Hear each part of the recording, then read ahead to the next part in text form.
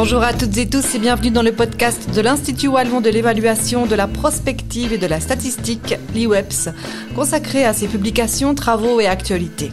La présentation Aurélie Hendrix et à la technique Laurent Verly. Alors aujourd'hui, nous recevons Frédéric Claes, chercheur à l'IWEPS, pour nous parler de la nouvelle des possibles dont il est l'auteur et qui vient d'être publiée.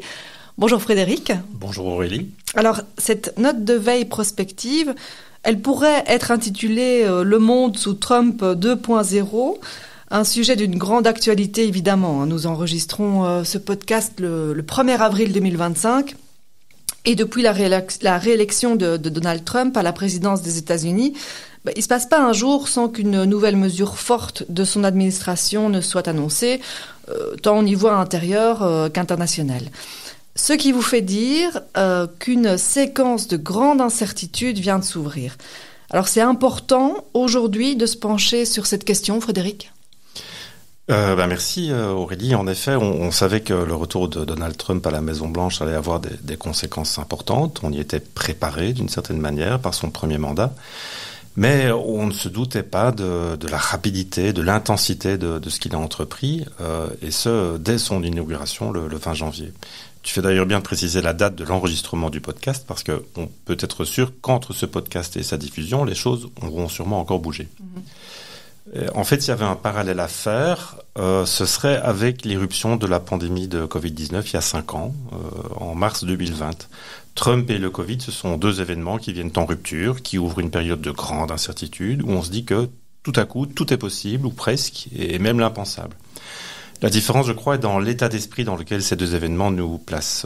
Moi, je garde personnellement souvenir pour le Covid d'un sentiment d'urgence face à une situation exceptionnelle, alors qu'ici, avec Trump, on est tous un peu dans la sidération, dans un état de choc, et même après 2 mois.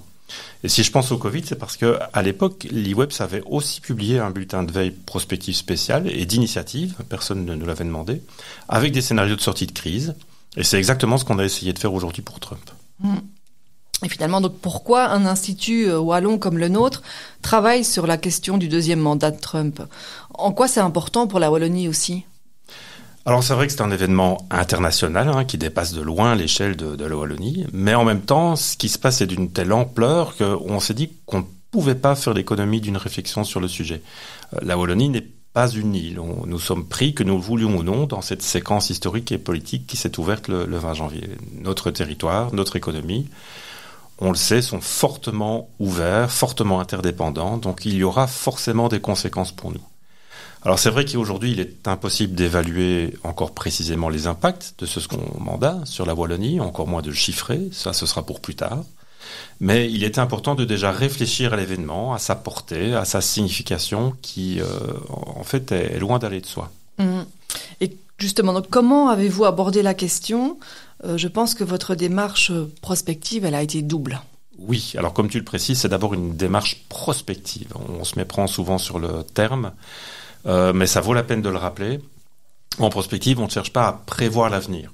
Donc on ne parle jamais du futur comme s'il était déjà écrit. On parlera plutôt de futur au pluriel, des futurs possibles, ouverts, et pour rappeler qu'ils sont multiples, ouverts, souvent inattendus. Et c'est la raison pour laquelle on élabore des scénarios.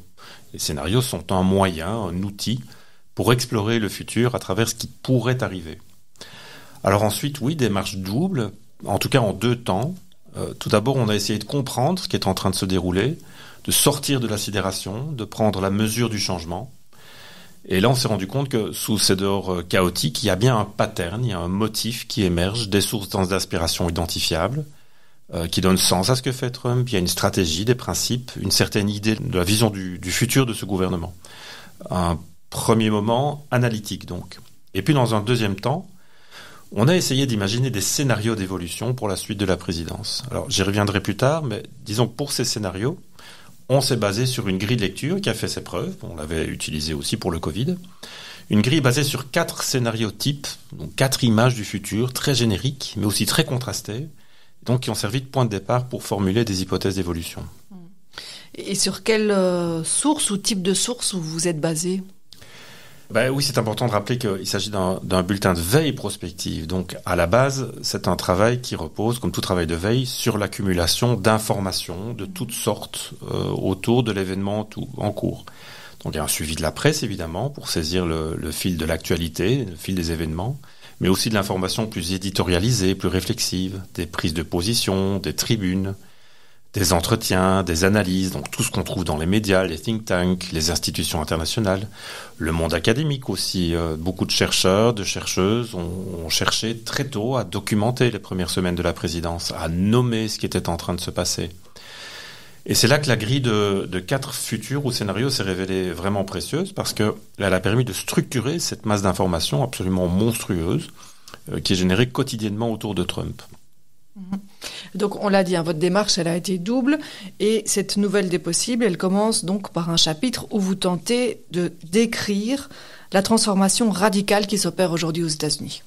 Oui, alors c'est un chapitre qui a été assez difficile à écrire parce qu'il fallait qualifier ce qui est en train de se passer, donc aller au-delà de la confusion ambiante, de cette sorte de frénésie des débuts du second mandat. Et pour ça, comme souvent en prospective, on a pris du recul, on a regardé vers le passé. Et la question qu'on s'est posée, c'est est-ce qu'on est vraiment face à une rupture radicale? Ou bien est-ce simplement la continuité du premier mandat avec les mêmes outrances, le même style, très reconnaissable, hein. Dans l'après-tout, en 2016, les institutions avaient tenu bon, en partie grâce à ce que certains avaient appelé les adultes dans la pièce, hein, qui contenaient Trump, des figures modératrices dans son entourage. Et on pouvait en dire autant de la figure d'Elon Musk. Hein. En janvier, le magazine Le Point titrait encore « L'extravagant Monsieur Musk », donc comme si on avait affaire à un personnage de comédie. Alors très vite, on a compris que quelque chose de plus profond était en jeu. Sur le plan international, il y a les discours belliqueux, les visées expansionnistes sur le Groenland, même sur le Canada, les guerres tarifaires. Et puis surtout, là, ce rapprochement inédit avec Moscou, hein, le discours prononcé par le vice-président J.D. Vance à la conférence de Munich sur la sécurité, qui alors, lui, marque un vrai tournant, je pense, une clarification dans les intentions du régime. Vance accuse l'Europe de trahir ses valeurs et présente la Russie ou la Chine comme des menaces moindres que le prétendu recul de la liberté d'expression qu'il dénonce dans les démocraties occidentales. Alors sur le plan intérieur, c'est aussi frappant. On assiste à une attaque frontale quotidienne contre les institutions fédérales. Ça a commencé avec Elon Musk et sa cellule, donc le DOGE, hein, le département pour l'efficience gouvernementale, qui arrive dans les agences de l'administration avec quelques assistants, souvent très jeunes, qu'on appelle depuis les Muscovites, hein, c'est intéressant, pour faire des pseudo-audits, licencier massivement et même démanteler les institutions de l'intérieur. À cela s'ajoutent les nominations invraisemblables, hein, un anti-vax à la tête du département de la santé, un empilement de décrets exécutifs aussi qui vont dans toutes les directions. Donc tout se passe en fait comme si Trump gouvernait seul, sans congrès, sans contre-pouvoir. Alors la question c'est, oui, donc une rupture, mais d'où vient cette rupture? Parce qu'elle ne vient pas de nulle part. Oui, justement, donc pour tenter de répondre à cette question, vous avez cherché quelles étaient les sources d'inspiration de la nouvelle équipe Trump. Oui, c'est ça. Alors, en analysant ce qui se passe depuis le 20 janvier, on a voulu vraiment éviter de traiter Trump comme une figure isolée ou imprévisible. C'est pas juste une série de provocations. On peut retrouver des sources d'inspiration, des références idéologiques très claires derrière certaines décisions. Donc, on peut en identifier 2 principales. Hein. La première, on en a un peu et même beaucoup entendu parler, c'est le projet 2025. C'est un document très détaillé, plus de 900 pages, préparé bien avant les élections, par une coalition d'organisations conservatrices autour de la très influente Heritage Foundation. Enfin, conservatrice, c'est un mot auquel il faut mettre beaucoup de guillemets, qui est discutable, même si c'est celui des acteurs, hein, qu'il faut le prendre tel quel, mais discutable vu la portée du document. En fait, ce que le projet propose, c'est un véritable changement de régime. Il s'agit de prendre le contrôle de l'administration fédérale, de licencier les hauts fonctionnaires, de gouverner par décret et de renforcer à l'extrême le pouvoir présidentiel. Donc c'est pas un programme improvisé, c'est stratégique et c'est planifié. La deuxième source d'inspiration, elle est plus souterraine, elle est plus idéologique aussi. Et on commence seulement à en parler maintenant. Elle a commencé à faire surface avec le second mandat. De sorte qu'on en sait maintenant un peu ou beaucoup plus. Ce mouvement, c'est le mouvement du Dark Enlightenment, ou des lumières obscures, hein, un oxymore, c'est comme le soleil noir. Donc c'est un courant qui est très influent dans la droite radicale techno-libertarienne, libertarienne est un mot discutable aussi, qui gravitent autour de figures comme Elon Musk ou l'entrepreneur Peter Thiel. Tous deux étaient cofondateurs de PayPal. Peter Thiel, fondateur d'une autre entreprise après qui s'appelle Palantir Technologies, qui est très active dans ce qu'on appelle le capitalisme de surveillance, pour faire bref. Alors le principal penseur de ce mouvement, des Lumières obscures, du Dark Enlightenment, c'est Curtis Yarvin. Et Curtis Yarvin défend ouvertement un système politique inégalitaire et antidémocratique.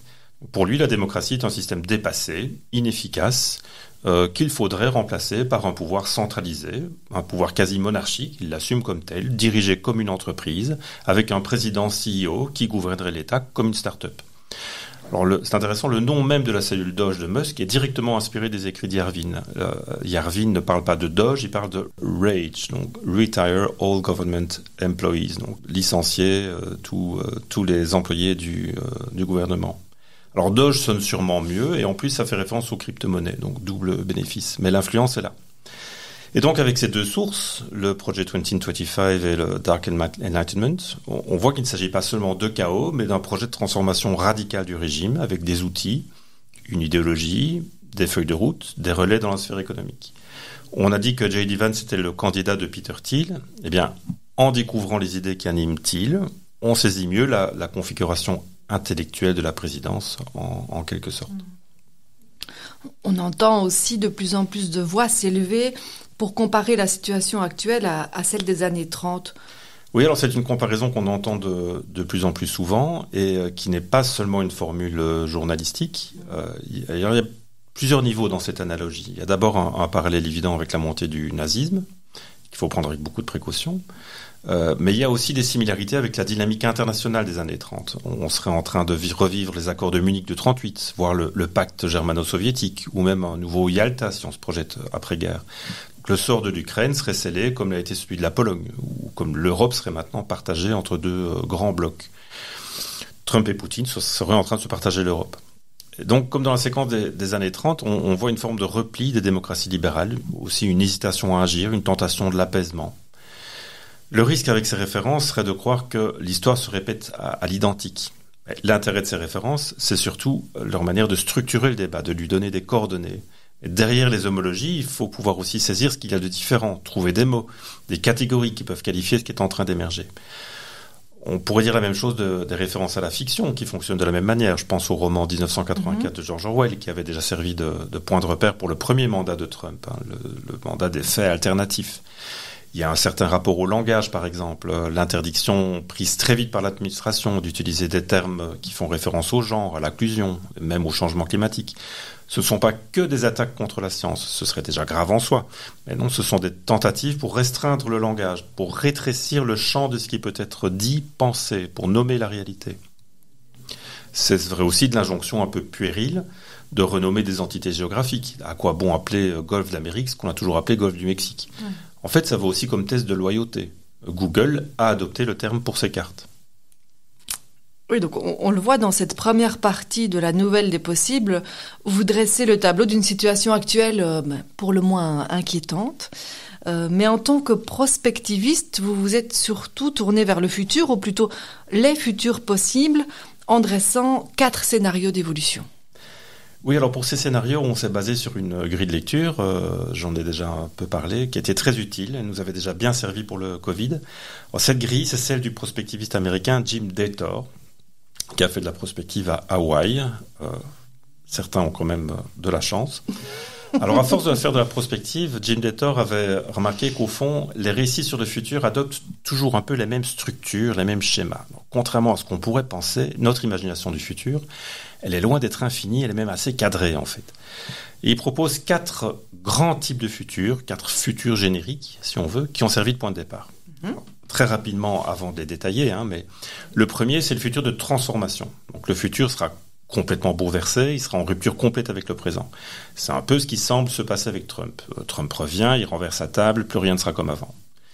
Le deuxième futur, c'est la continuation. Là, le futur ne fait que prolonger le passé et le présent sans trop le modifier. Alors, troisièmement, c'est un futur d'effondrement. Comme son nom l'indique, voit le système perdre sa cohérence, imploser, s'effondre. Et enfin, un quatrième scénario qui est plus difficile à saisir, que des auteurs appellent discipline, et que je comprends comme un scénario de retour à l'équilibre, mais pas le même équilibre qu'avant. Pas une restauration de l'état intérieur, une espèce plutôt de dépassement après une mise à l'épreuve. Ok. Et donc, le premier scénario, c'est celui de la transformation, et vous lui avez donné un titre sous forme de question, changement de régime, point d'interrogation. Oui, alors effectivement, c'est un titre en forme de point d'interrogation, mais en fait, c'est le cas de tous nos scénarios. L'idée est vraiment de rouvrir des possibles et de faire part à l'incertitude. Alors pour ce scénario de transformation, on a repris le terme, changement de régime, c'est un terme très fort, mais on l'assume, et c'est le terme utilisé par l'historien Timothy Snyder, qui est spécialiste de l'Europe centrale et orientale, bon connaisseur du régime russe. Et Snyder était un des premiers en fait à prendre au sérieux ce qui se passait aux États-Unis. Dès fin janvier, je pense, il a parlé de coup d'État pour qualifier la manière dont Elon Musk et ses agents opéraient, pour s'emparer d'agences fédérales en toute illégalité. Ils n'ont pas de mandat pour ça, si ce n'est un décret exécutif. Mais du point de vue constitutionnel, ça ne tient pas la route. Puis il a proposé simplement de parler de changement de régime, donc Snyder. Changement de régime, c'est un cran au-dessus de coup d'État, en même temps c'est plus sobre, et ça ne paraît pas usurpé au vu de ce qui est en train de se passer.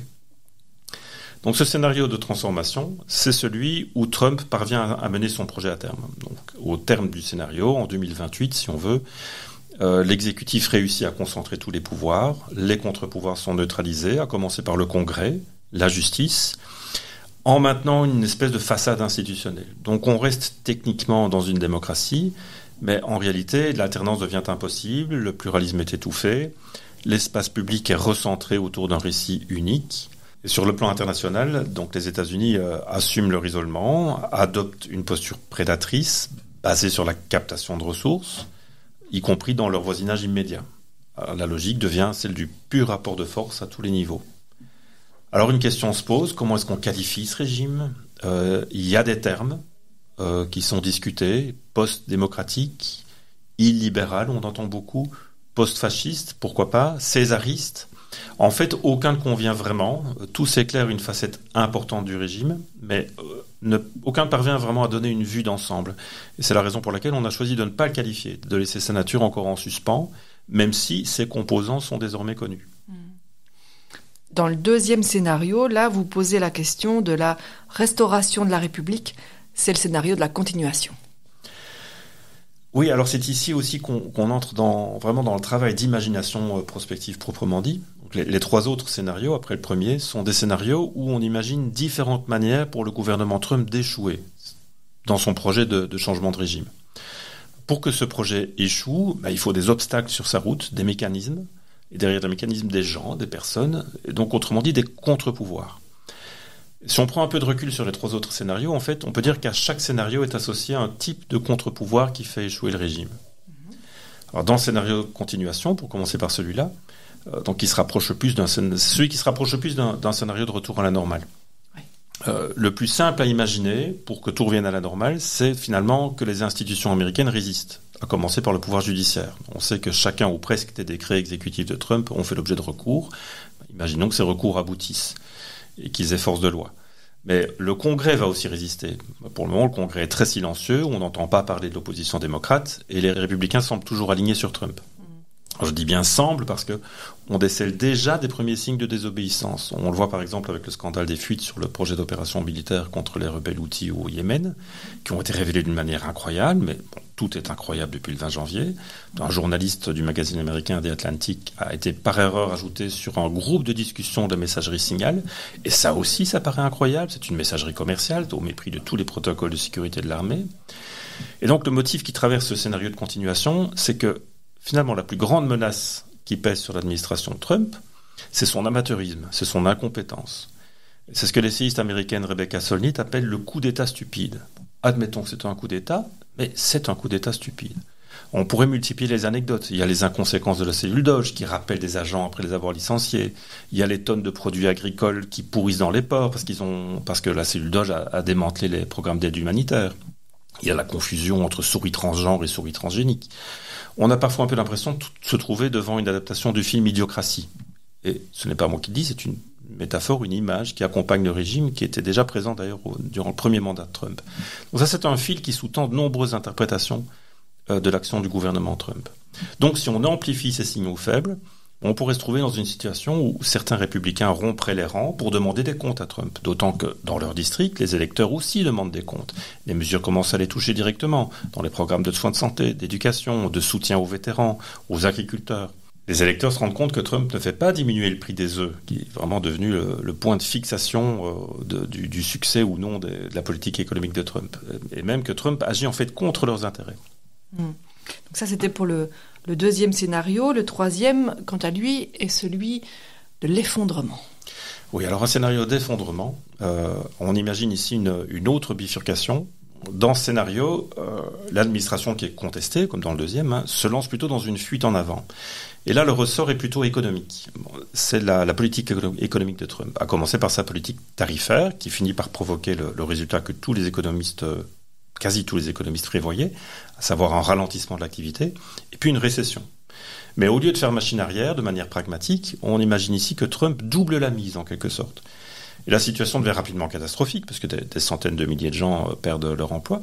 Et là, la solution, trouve Trump, c'est de continuer à blâmer les ennemis de l'intérieur, les éléments anti-américains, par exemple. Et certains citoyens finissent par être pris pour cible, au motif de leur origine, de leur statut, ou même de leur opinion politique. Et alors, en point de ce scénario, pour la première fois de son histoire, les États-Unis deviennent en fait un pays d'émigration. Certaines catégories de la population commencent à quitter le pays. Donc dans ce scénario, le pouvoir qui résiste, c'est l'appareil de sécurité de l'État, si on veut. Au sein de l'armée, des forces de police, des responsables du commandement, des agents refusent d'employer, par exemple, la force contre des manifestants. Donc, dans la suite du scénario, on peut imaginer que la situation dégénère jusqu'à créer un climat quasi insurrectionnel ou de guerre civile. Des États comme la Californie se lancent dans un processus de sécession, qui n'est pas neuf pour eux, ils ont déjà investigué la chose. Plus le temps avance, moins l'État donc parvient à exercer son autorité. Des territoires commencent à lui échapper, ce qui accélère encore sa radicalisation jusqu'à en fait ce qu'on peut décrire comme un effondrement.